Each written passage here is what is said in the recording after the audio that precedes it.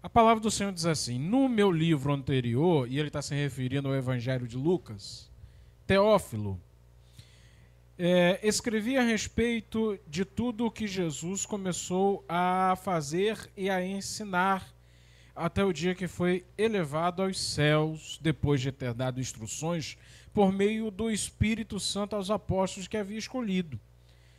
Depois do seu sofrimento, Jesus apresentou-se a eles, presta atenção nessa parte, com muitas provas indiscutíveis de que ele estava vivo, aparecendo-lhe por um período de 40 dias, nas quais falava acerca do reino de Deus. Certa ocasião, enquanto comia com eles, deu-lhes esta ordem. Que ordem? Essa aqui, ó. Não saiam de Jerusalém, mas esperem pela promessa do meu Pai, da qual falei a vocês, pois João batizou com água, mas vocês serão batizados com? Serão batizados com? Vamos de novo. Serão batizados com? Isso. Em que período? Dentro de poucos dias. Então os que estavam reunidos lhe perguntaram: Senhor, é neste tempo que vais restaurar o reino a Israel? Ele lhes respondeu: não compete a vocês saber os tempos ou as épocas que o Pai estabeleceu pela sua própria autoridade, mas receberão poder quando o Espírito Santo descer sobre vocês. E serão minhas testemunhas, tanto em Jerusalém como em toda a Judéia, Samaria e até os confins da terra. Tendo dito isto, foi elevado às alturas enquanto eles olhavam, e uma nuvem o cobriu da vista deles, e ficaram com os olhos fixos no céu enquanto ele subia. De repente, dois homens vestidos de branco se puseram ao lado deles e lhes disseram: Galileus, por que vocês estão olhando para o céu? Este mesmo Jesus que dentre vocês foi elevado aos céus voltará da mesma forma que o viram subir. Aí versículo 12, então eles voltaram a Jerusalém desde o monte chamado das Oliveiras, cuja distância da cidade é de uma caminhada de sábado, ou cerca de 1 quilômetro. Tá? Vamos orar? Senhor Deus, esta é a tua palavra, nós agradecemos pela liberdade que o Senhor nos dá. Em temor e tremor, pedimos que o Senhor fale conosco. Por isso nós repreendemos tudo aquilo que é de natureza estritamente humana, aquilo, ó Deus, que se levanta de ordem maligna para tentar nos atrapalhar neste momento, que todos nós possamos estar sensíveis à tua voz e que possamos ser edificados pela tua palavra nessa noite. É o que pedimos em nome do Pai, do Filho e do Espírito Santo. Amém. Vou fazer um quiz aqui de uma questão só para ver se vocês estão tão afiados. Quem escreveu o livro de Atos dos Apóstolos? Quem escreveu o livro de Atos dos Apóstolos? Foi o pastor Jackson, foi isso? Foi Lucas. Lucas era companheiro de missão de quem? Do apóstolo Paulo. Como é que a gente descobre isso? Lendo o livro de Atos que ele mesmo escreveu. Ele compôs duas obras, dois livros que nós temos na Bíblia, tá? O primeiro que ele menciona aqui é o seu Evangelho, o Evangelho de Lucas. E o segundo, então, o livro que ele escreveu é Atos dos Apóstolos. E a gente percebe que em Atos dos Apóstolos, da mesma forma que no Evangelho de Lucas, tem uma ênfase muito forte na ação do Espírito Santo.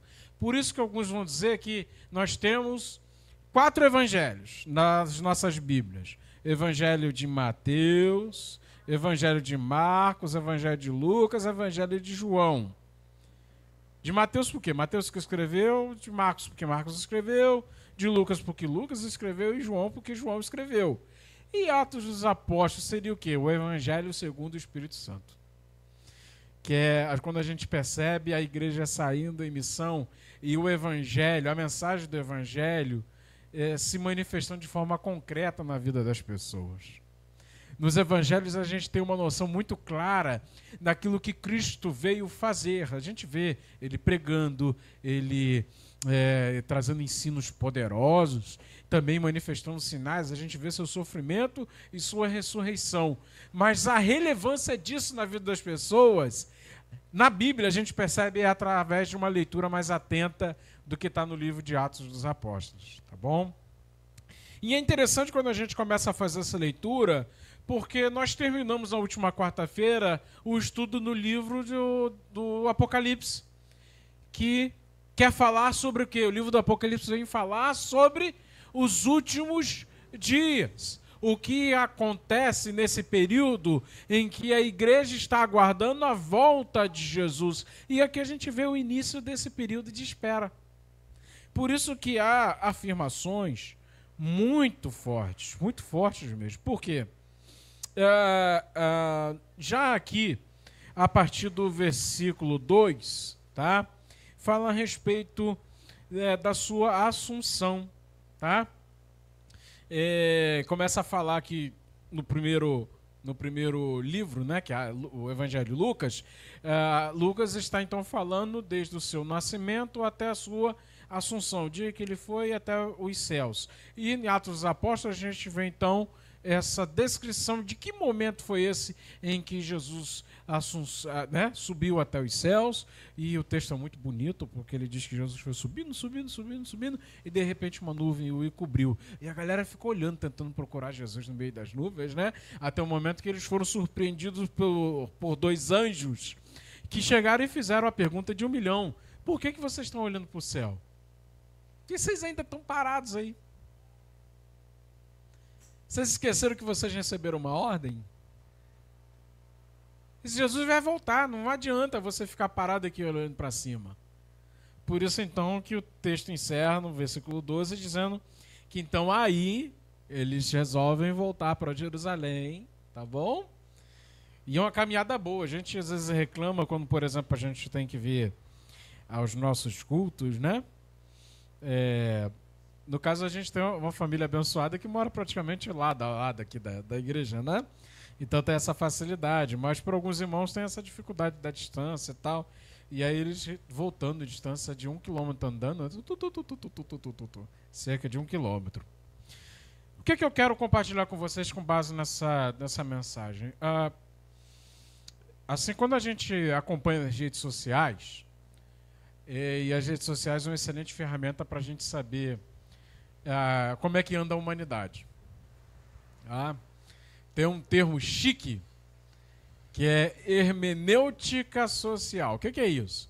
A gente tem a oportunidade de, nas redes sociais, interpretar como é que está a humanidade. Vamos numa imagem mais simples, mais lúdica para a gente entender. Para que serve um termômetro? Para medir a temperatura, né? Quando a gente dá uma olhadinha com um pouco de atenção nas redes sociais, a gente percebe a temperatura da humanidade. Vamos ver como é que está a humanidade? Você sabe que quando a nossa temperatura sobe demais, o nome disso é o quê? Quando a gente está muito quente, é febre, certo? Quando nós estamos febris, isso é sinal de quê? Algo não está legal, certo? É sinal de infecção, não é verdade?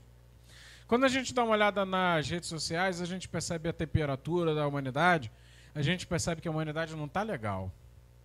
Então tem um monte de coisa aí, né? Tem até uma musiquinha que fizeram aí, fazendo um apanhado dos nossos dias, uma paródia, aí fala, né, que é bebê reborn, é não sei o que lá, né? Tem um monte de coisa estranha, diferente demais, acontecendo nos nossos tempos, e a gente percebe que as pessoas não estão bem, as pessoas não estão legais. Por conta disso, essa semana eu lembrei de uma música secular, pastor Jackson assim, né, meio estranho, né? Primeiro que não vem vestido de pastor, vem vestido de moderninho, né? De pastor worship, né? Pastor de church. E depois, em vez de pregar a palavra, ele fica aí, né, trazendo um monte de música secular. Mas, assim, é curioso que até na cultura a gente percebe, a cultura secular, a gente percebe que há um sinal de estranheza. E tem uma música antiga da banda de rock chamada Os Titãs, chamada Flores. E tem um determinado momento que diz assim: flores de plástico não morrem. A letra vai falando assim, né? Uma descrição de que algo não está legal, fala de flores que cheiram a morte, cheiram a defunto, né?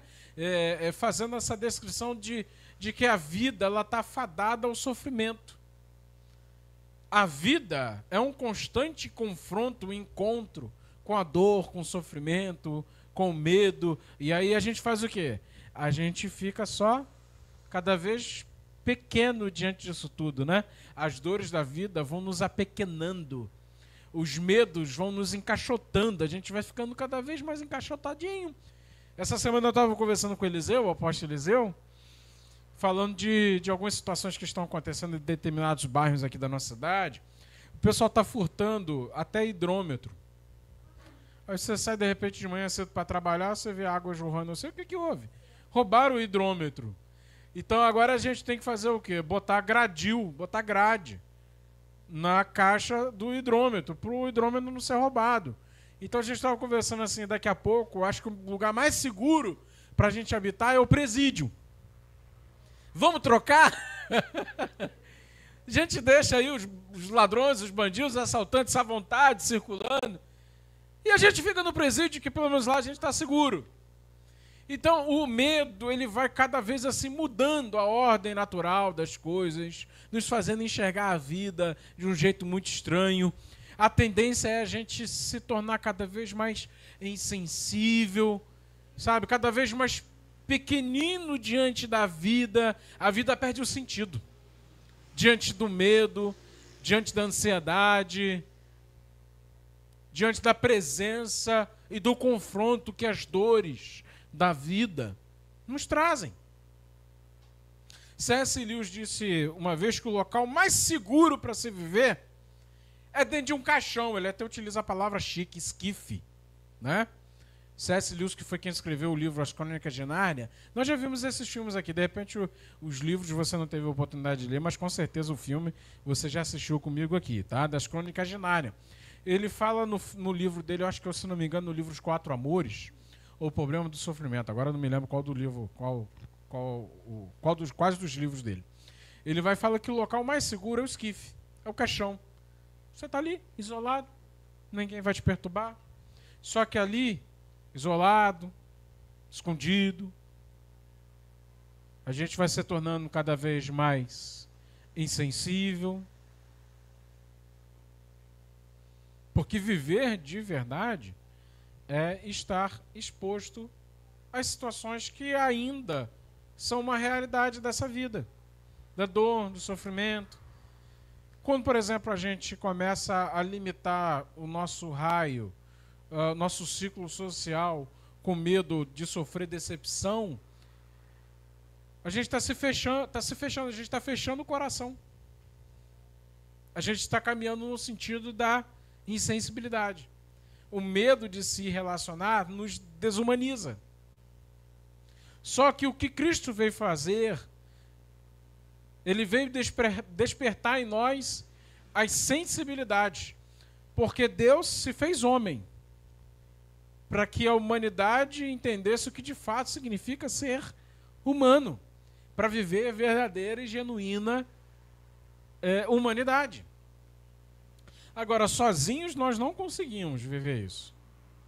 Por isso que nesse texto nós encontramos uma promessa que já se cumpriu na história, mas de repente para alguns de nós isso ainda precisa ser uma realidade, que é o empoderamento no Espírito Santo. Jesus está aqui, nesse momento de despedida, passando algumas orientações. Eu vou reler, porque vai fazer muito sentido para que a gente leia.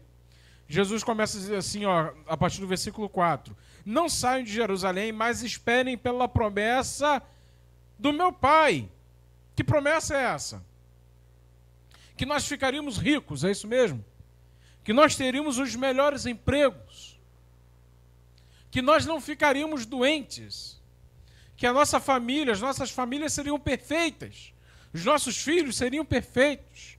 que as igrejas estariam cheias de gente perfeita, que os pastores seriam perfeitos. Essa é a promessa de Deus? Qual que é a promessa então? Vamos lá. Vamos puxar pela memória. A promessa do Espírito Santo. Tá? A gente percebe isso aqui, ó, versículo 5. Pois João batizou com água, mas vocês serão batizados com o Espírito Santo. Vocês serão batizados com o Espírito Santo. E é curioso que os discípulos ouvem isso, mas a cabeça deles ainda está formatado nesse tipo de visão materialista a respeito da vida. Achando que, de repente, a promessa de Deus para eles era o quê? Deus restituir o Israel como uma nação soberana. Então eles vão no versículo 6 e perguntam: Senhor, é neste tempo que vais restaurar o reino a Israel? Aí Jesus vai falar: rapaz, não compete a vocês saber os tempos que o Pai designou pela sua própria autoridade. Mas, o que de fato importa? Presta atenção nisso. O que vai acontecer nos tempos, daquilo que materialmente pode acontecer, porque Deus, ele é galardoador, Deus é abençoador. Ontem, depois que nós tivemos um evento muito bacana ali, foi o aniversário de 19 anos na Igreja Batista Missionária Morada da Justiça, lá em Donana, uma das igrejas que faz parte da nossa aliança, tá? Nós fomos lá, os meninos foram me acompanhando, foi um momento muito especial. E aí estávamos no carro, Jaque, João, Miguel e eu. E aí a conversa era o seguinte: o Miguel falando: rapaz, como é que pode, né? As pessoas, por exemplo, que não fazem coisas ruins, morrem cedo, e a gente encontra tanta pessoa falando tanta coisa triste, tanta coisa errada, gente até que ofende a existência de Deus, dizendo que Deus não existe e tal. Essa pessoa continua viva, como é que pode isso? Aí a gente conversando um pouco a respeito disso, né? Do que a Bíblia fala a respeito disso, eu falei o seguinte, que Deus, ele é abençoador. E a bênção de Deus está tanto sobre o justo quanto o injusto. Por isso que a gente vê muita gente disposta a perpetuar a maldade, vivendo prosperidade. Não é porque ele mereceu, é porque Deus é bom. Se essa pessoa que pratica a maldade, mesmo sendo abençoada, continua praticando a maldade, tá? Ela um dia há de prestar contas diante de Deus. Mas Deus não vai mudar a sua natureza. Deus não vai deixar de ser abençoador, porque a gente, ao invés de prestar glória a Deus por tudo que nós temos, a gente fica trazendo crédito para a gente mesmo. Não, mas eu tenho isso porque eu sou bom. Aconteceu determinada coisa na minha vida porque eu tive muita fé. É mesmo? A fé é uma chave que você gira e as coisas acontecem automaticamente? Ou a fé é uma resposta àquilo que Deus já está fazendo? Porque o mérito é sempre de Deus. Deus é abençoador, ele é galardoador. Ele dá galardão, tá? A fé é dar crédito disso a Deus. Se você é abençoado, quando é que você demonstra que tem fé? Quando você diz o seguinte: não foi por mim, mas é porque Deus é bom. Deus é bom o tempo todo. O tempo todo Deus é... Para confessar isso tem que ter fé. Porque a nossa tendência é achar que as coisas acontecem porque a gente é bonzinho. Vocês entendem isso? Então os discípulos estavam presos nessa visão materialista. E aí, como contraponto, Jesus vai e coloca assim: rapaz, não compete a vocês. Não compete a vocês ver ou não essas coisas se concretizando. O que importa mesmo, presta bastante atenção, versículo 8. Mas vocês receberão poder quando o Espírito Santo descer. E aí, então, o que vai acontecer quando o Espírito Santo descer? Hã? Vocês serão minhas testemunhas. Aonde? E mais aonde? E aonde? Onde nós estivermos, ali nós devemos ser testemunhas. E tem outra. Vá. Não fique em Jerusalém. Depois de receber, a gente vai ver isso, se Deus assim permitir, no domingo que vem. Não fique em Jerusalém. Recebeu o Espírito Santo? Vá. Qual que é a grande questão, abençoados? Como é que a gente vive uma vida de relevância? Uma vida extraordinária, para viver o extraordinário, para deixar de ser o medíocre, que está na média. Passa sem ser percebido. Quando é que a gente vive? Quando a gente recebe esse empoderamento do Espírito Santo. Uma vez que nós estamos aqui, atentos, buscando sensibilidades para estar atento, porque há uma promessa, Cristo voltará. Quem crê nisso diz amém. Nós estamos aguardando, certo? Como é que a gente aguarda a volta de Jesus? Deitado eternamente em berço esplêndido, escondido num porão. É melhor que ficar aqui, é mais seguro. Vou ficar aqui. Jesus, por favor, quando o senhor vier, toca a minha campainha. Eu vou estar lá embaixo no porão, porque no porão é o local mais seguro. É assim que a gente tem que estar, aguardando a volta de Jesus. Nós aguardamos a volta de Jesus em ação. Agora, esse empoderamento do Espírito Santo é algo que a gente precisa entender. Normalmente, quando a gente pensa em poder, qual que é a primeira imagem que vem à nossa mente? Sejamos sinceros. Quando a gente pensa em poder, o que vem à mente?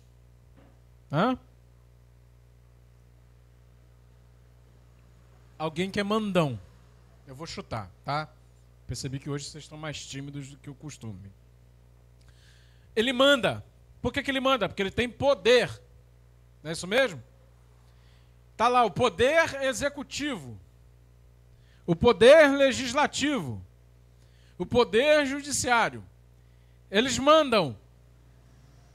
E aquilo que eles mandarem precisa ser obedecido.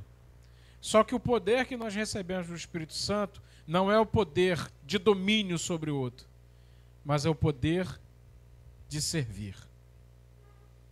Inclusive a palavra que está aqui, que é dunamis, tá? No grego, tem a ver com essa ação, com esse gesto de movimento. Poder é capacidade de poder fazer algo, de ser capaz de fazer. Agora há pouco a gente estava lembrando aos irmãos sobre o culto de quarta-feira e falando, precisamos trazer visitantes. Eu sei que de repente para alguns irmãos já o coração ficou mais pesado. Eu não sei como é que eu vou fazer isso. Eu não sei se serei capaz. Quem é que capacita? O Espírito. Recebereis poder pelo Espírito. Quem é que nos capacita então? O Espírito Santo. Quem é que nos capacita a convidar as pessoas? Quem é que nos capacita a sair em missão? Temos saído em missão?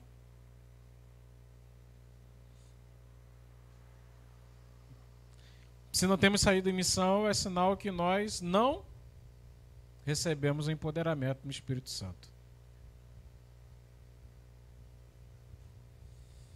Nos falta essa ousadia que vem da ação do Eterno, através da pessoa do Espírito Santo,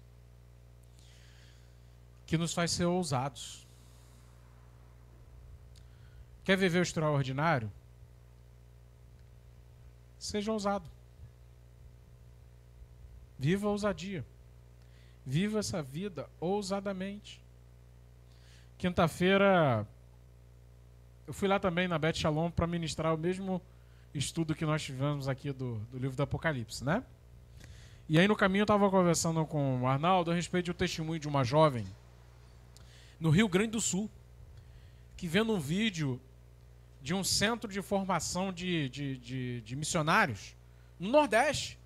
Fortaleza. Gente, vocês lembram do mapinha do Brasil, né? Rio Grande do Sul está aqui embaixo. Fortaleza, Ceará, está aqui em cima. É cruzar um país de dimensões continentais. Ela conversou com os pais, ela adolescente, conversou com os pais, eu quero ser uma missionária. E os pais entraram em contato lá com o pessoal da cidade lá de Fortaleza e mandaram ela. Mandaram ela sem nenhum tostão e só com os pertences na bolsa. Quando ela chegou lá, a igreja que acolheu, inclusive, achou aquilo errado. Como é que os pais fizeram um negócio desse? Vamos mandar essa menina de volta para lá.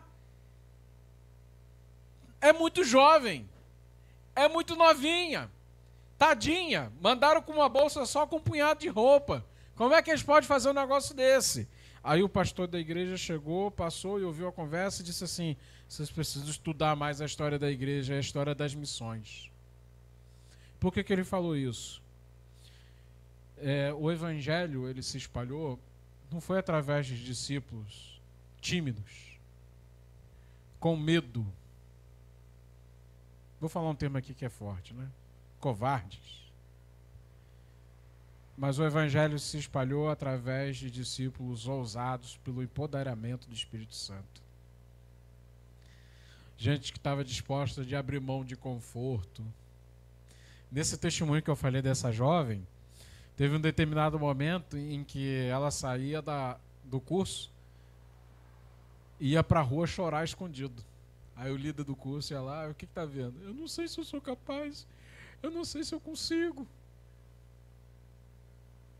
Mas ela conseguiu. A primeira obra de missão que ela fez foi quando ela encontrou uma moça pedinte na rua, dependente de drogas. Essa foi a primeira experiência que ela teve de missão, de pregar o evangelho. E aquela moça se converteu a Jesus e a vida dela foi transformada. Imagina se ela não toma esse tipo de decisão, essa moça que estava na rua, abandonada, provavelmente ela estaria fadada a essa vida de sofrimento. Precisamos ser gente ousada. E essa ousadia vem através do poder do Espírito Santo. Pastor, o que eu tenho que fazer?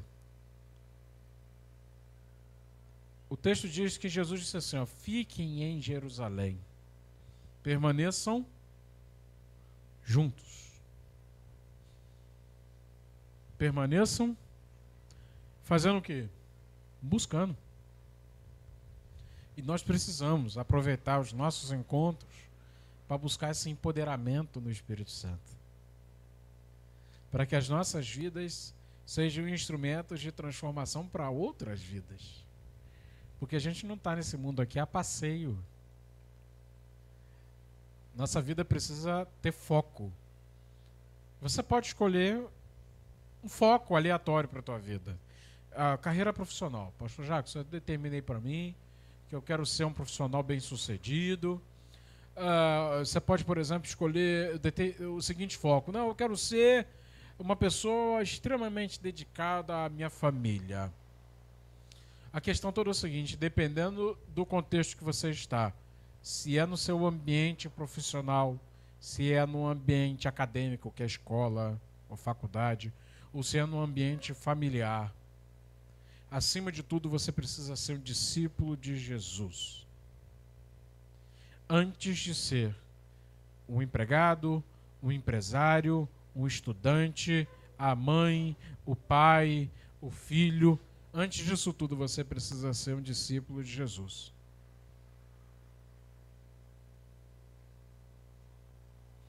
Quando nós deixamos isso, nossa vida perde foco, né, e perde sentido. Tá? Eu citei logo no comecinho e vou terminar trazendo lembrança a ela. Sabe por que na letra da música Flores dos Titãs tem esse verso? As flores de plástico não morrem. Quando nós esquecemos o verdadeiro foco da nossa existência, que o próprio Pai plantou dos nossos corações, e a gente começa a ter o foco da existência em coisas que são alheias a isso, a gente começa a viver um estilo de vida artificial, que é a zona de segurança, zona de conforto. Flor de plástico não morre. é mais seguro.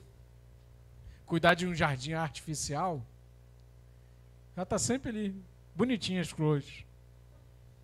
Não é verdade?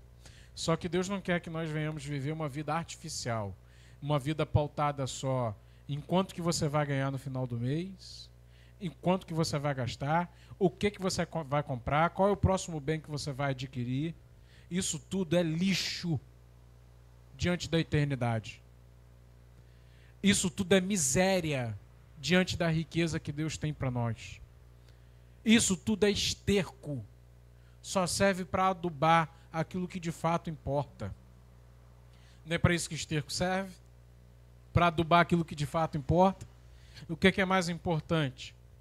A plantinha que está recebendo nutrientes do esterco ou o esterco que está ali, que serve só como matéria-prima para algo maior? Sabe? Qual o estilo de vida que você tem buscado viver? É um estilo de vida voltado para essa missão, para essa vida que se desdobra e alcança a vida do outro? Eu quero falar do meu Senhor, eu quero falar de Jesus. Tá? Ou então você tem vivido esse estilo de vida que você está só preocupado aqui, ó, com um palmo, ou de repente até meio palmo a distância do teu nariz. Aí você vive um círculo vicioso. Tua vida não sai do lugar, é a história do cachorro correndo atrás do próprio rabo. Minha vida não muda, é sempre a mesma coisa, mas claro, você não consegue olhar meio palmo a distância do seu nariz. Por isso que as coisas não mudam. Por isso que você está sempre no mesmo lugar. Você não tem ousadia. Você não tem vontade de mudar. Porque lhe falta empoderamento do Espírito Santo, lhe falta capacidade de viver, de ver que a vida é mais do que isso que você tem vivido até agora. Fica só no medíocre, fica só no ordinário, não consegue viver o extraordinário. Mas o chamado de Cristo para nós que estamos nessa noite aqui é vivermos o extraordinário. Quem quer viver o extraordinário? Essa pergunta é muito séria, gente. Você quer viver realmente o extraordinário? Nossa comunidade de fé esse ano completa 30 anos. E eu já determinei no meu coração, eu não quero viver o próximo ciclo para arredondar 31 anos com a mesma história se repetindo. Eu quero viver coisas diferentes. Ver pessoas diferentes chegando aqui, ouvindo a palavra, vivendo histórias diferentes. Nada contra os irmãos que já estão há muitos anos aqui comigo, né? Eu amo os irmãos, é um prazer dividir essa história com vocês. Mas eu quero viver o novo. Eu quero viver novidade. Eu quero viver coisas extraordinárias. Ver Deus realizando coisas tremendas e profundas na vida de pessoas que Ele há de encaminhar para cá. Sabe? De ver, de repente, isso até se concretizar de forma material. Nossa comunidade de fé crescer e se expandir, e vocês viverem isso de forma intensa, a ponto de dizer assim: pastor Jackson, ainda bem que Deus te tocou naquele domingo, 1º de junho de 2025, porque uma chave virou, a minha mente mudou naquele dia e eu percebi que a vida que eu vivia era medíocre. E aí eu pude viver o extraordinário a partir do momento que eu comecei a viver uma vida de missão. E eu comecei a ver a vida das pessoas sendo transformada. Gente que vivia escravizado pelo álcool, pelas drogas, gente sendo aterrorizada pela depressão, pela ansiedade, pela síndrome do pânico, gente sendo transformada, gente que vivia uma vida de destruição familiar, tendo sua vida familiar estabelecida, restaurada. E eu louvo a Deus porque, pastor Jackson, eu fui instrumento, graças a Deus, não porque tinha mérito em mim, mas eu fui instrumento para isso acontecer. Pastor Jackson, vamos juntos louvar o Senhor por aquela noite de 1º de junho de 2025. Eu quero viver isso. Eu não sei vocês, mas eu quero viver isso. Por isso que a partir de hoje, nós teremos um foco muito forte. Enquanto nós tivermos dos presentes apenas membros da comunidade, como por exemplo é hoje. Hoje a gente não tem ninguém, por exemplo, que nunca ouviu falar da mensagem do Evangelho. Mas enquanto nós tivermos nossos encontros, eu vou trazer a lembrança. Gente, essa igreja é mais do que um grupo de amigos que se reúne. Se a gente não sai daqui com o coração queimando e apaixonado, empoderado por alcançar vidas, nós perdemos o nosso tempo aqui. Se a gente não sai aqui querendo encontrar o primeiro e dar um abraço redentor ou redentivo, e a pessoa vê Jesus em você, nós perdemos nosso tempo aqui.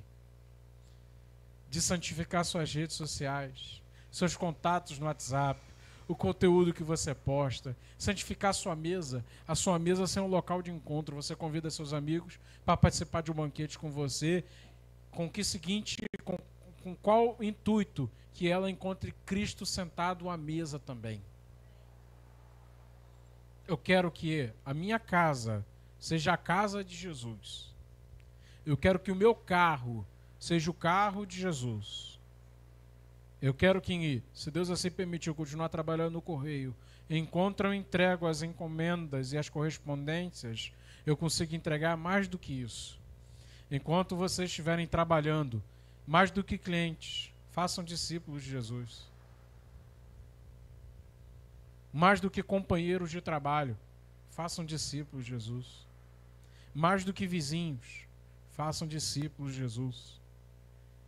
Essa noite é momento e é um pontapé para a gente olhar de maneira séria por real significado de ser igreja e de se agarrar em Jesus e dizer assim: Jesus, me enche com o Espírito Santo, me enche com o Espírito Santo, eu quero ser cheio do Espírito Santo, me empodera, Senhor, quero ser empoderado não para mandar, mas para servir. Vamos ficar de pé?